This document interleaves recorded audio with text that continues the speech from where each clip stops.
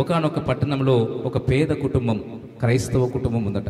క్రైస్తవ కుటుంబము, పేద కుటుంబం. పాపం చాలా భక్తి కలిగినటువంటి కుటుంబమే. భక్తి కలిగినటువంటి మరి జీవితము జీవిస్తున్నటువంటి ఆ క్రైస్తవ కుటుంబము, ఆ కుటుంబములో ఒక చక్కని అమ్మాయి, చాలా అందంగా ఉంటుంది. ఆ అమ్మాయి ప్రభువుని నమ్ముకున్నటువంటి అమ్మాయి, దేవుని మాటలకు విధేయత చూపేటువంటి అమ్మాయి, దేవుని యందు భయభక్తులు కలిగినటువంటి అమ్మాయి, తల్లిదండ్రులకు ఎంతో విధేయత చూపేటువంటి అమ్మాయి, మంచి ప్రార్థనాపరురాలు.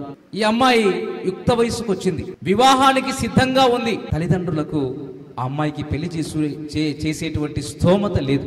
ఎలాగైనా సరే ఆ అమ్మాయికి వివాహము చేయాలని చాలా తాపత్రయపడుతున్నారు. కానీ ఆ అమ్మాయికి వివాహము చేయటానికి చాలా ఇబ్బందులు పడుతున్నారు. ఇక ఆ అమ్మాయికి వయస్సు మించిపోతా ఉంది.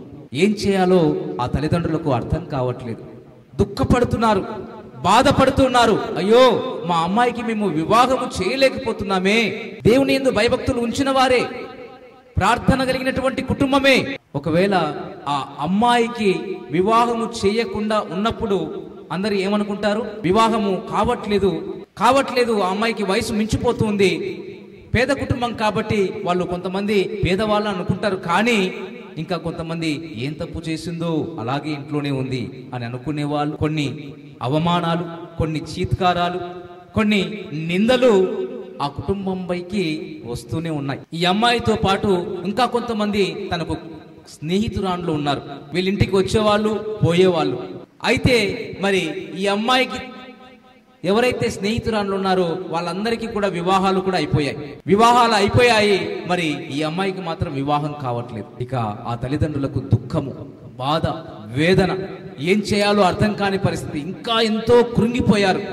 ఆ సమయంలో ఈ అమ్మాయి భక్తి పరురాలు కాబట్టి, ప్రార్థనా పరురాలు కాబట్టి, దేవుని యందు దేవుని మాటకు విధేయత చూపేటువంటి గొప్ప అద్భుతమైనటువంటి దేవుని బిడ్డ కాబట్టి ఆ అమ్మాయి దేవుని సన్నిధిలోనికి వెళ్ళింది. దేవుని సన్నిధిలోనికి వెళ్ళి, యేసయ్యా, నీ యందు నేను భయభక్తులు కలిగి జీవిస్తున్నాను కదా, నీ యందు నీ మాటలకు నేను విధేయత చూపిస్తున్నాను కదా, నా జీవితంలో ఎప్పుడు కూడా నేను నీ చిత్తానికి వ్యతిరేకంగా జీవించలేదు కదా, ఎప్పుడు కూడా నేను నా హృదయంలో నీకు తప్ప వేరొకరికి స్థానం ఇవ్వలేదు కదా.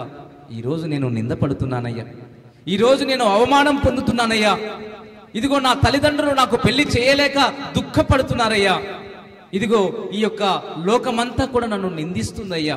నేను మాత్రం నీ చిత్త ప్రకారమే జీవిస్తున్నాను కదా, నీ ఆజ్ఞలు నేను పాటిస్తున్నాను కదా, నీ ఆజ్ఞల ప్రకారం నేను జీవిస్తున్నాను కదా. ఇదిగో ఏది ఏమైనప్పటికీ నీ చెయ్యి విడిచిపెట్టే సమస్య లేదు, నీ చెయ్యి మాత్రము నేను వదిలిపెట్టే సమస్య లేదు. ఇదిగో నా జీవితాన్ని నీ చిత్తానికి అప్పగిస్తున్నాను. నా జీవితాన్ని ఇదిగో నీ చిత్తము ఎలాగుందో ఆ ప్రకారము చెయ్యమని నేను వేడుకుంటున్నాను. ఇదిగో నన్ను నేను నీకు అప్పగించుకుంటున్నానయ్యా అని ఆ అమ్మాయి ఒకరోజు దుఃఖంతో దేవుని సన్నిధిలో తన హృదయ భారాన్నంతటిని కూడా దేవుని మీద, దేవుని సన్నిధిలో పెట్టి ప్రార్థన చేసింది. తన చిత్తానికి, తన యొక్క దేవుని యొక్క చిత్తానికి తన హృదయాన్ని అప్పగించుకుంది ఆ అమ్మాయి. ఇక ఎప్పుడైతే ఆ అమ్మాయి ఆ విధంగా ప్రార్థన చేసిందో దేవుడు కార్యం చేయడం మొదలుపెట్టాడు. అదే ఊరిలో, అదే చర్చకి ఇంకొక కుటుంబం వచ్చేది. అది సంపన్నమైన కుటుంబం. వాళ్ళ కుమారుడు మరి విదేశాల్లో చదువుకునేవాడు. ఆ అబ్బాయి ఈ పట్టణానికి వాళ్ళ తల్లిదండ్రులు చూడడానికి వచ్చాడు. ఈ అబ్బాయికి కూడా మరి వివాహం చేయడానికి అనేక విధాలుగా ప్రయత్నం చేస్తున్నారు. మరి ఒకరోజు పాస్టర్ గారిని, అయ్యా, మాకు ఒక మంచి అమ్మాయి కావాలి, మా కుమారుడికి వివాహము కావాలి కాబట్టి ఒక మంచి అమ్మాయి ఎవరైతే ఉంటారో వారిని మాకు పరిచయం చేయండి, దయచేసి ఇదిగో మా కుమారుడికి వివాహం అయ్యేటట్టుగా మీరు సహాయం చేయండి, ప్రార్థించండి అని ఇదిగో ఆ తల్లిదండ్రులు ఈ పాస్టర్ గారి దగ్గరికి మరి ఆ సమస్యను తీసుకొచ్చారు. ఆ పాస్టర్ గారు ఈ పేద కుటుంబంలో ఉన్నటువంటి అమ్మాయిని పరిచయం చేశారు. అమ్మా, ఒక కుటుంబం ఉంది, ఆ కుటుంబంలో ఒక మంచి అమ్మాయి ఉంది. ఆ అమ్మాయి మంచి అందగత్య, మంచి సాక్ష్యము కలిగినటువంటి అమ్మాయి, దేవుని యందు భయభక్తులు కలిగిన అమ్మాయి, దేవుని మాటకు విధేయత చూపేటువంటి అమ్మాయి. అయితే ఒకటి, ఆ కుటుంబము పేద కుటుంబం, ఒకవేళ మీకు ఇష్టమైతే వెళ్ళి వాళ్ళని అడగండి, ఒకవేళ దేవుని చిత్తమైతే తప్పకుండా వివాహం జరుగుతుందన్నారు. పాస్టర్ గారు ఆ అమ్మాయి గురించి చాలా చక్కగా వాళ్ళకు తెలియపరిచాడు. ఈ తల్లిదండ్రులు మరుసటి రోజు ఆ పేద కుటుంబము వాళ్ళ ఇంటికి వెళ్ళారు. ఇంటికి వెళ్ళి, అమ్మా ఇదిగో పాస్టర్ గారు మీ అమ్మాయి గురించి మాకు చాలా చక్కగా వివరించారు. దేవుడు మమ్మల్ని ఎంతగానో ఆశీర్వదించాడు, దేవుడు ఎంతగానో మమ్మల్ని దీవించాడు. మాకు ఏమాత్రము మీ కట్న కానుకలు అవసరం లేదు. మీ అమ్మాయి గురించి మాకు చక్కగా మంచి సాక్ష్యాన్ని పాస్టర్ గారు చెప్పారు.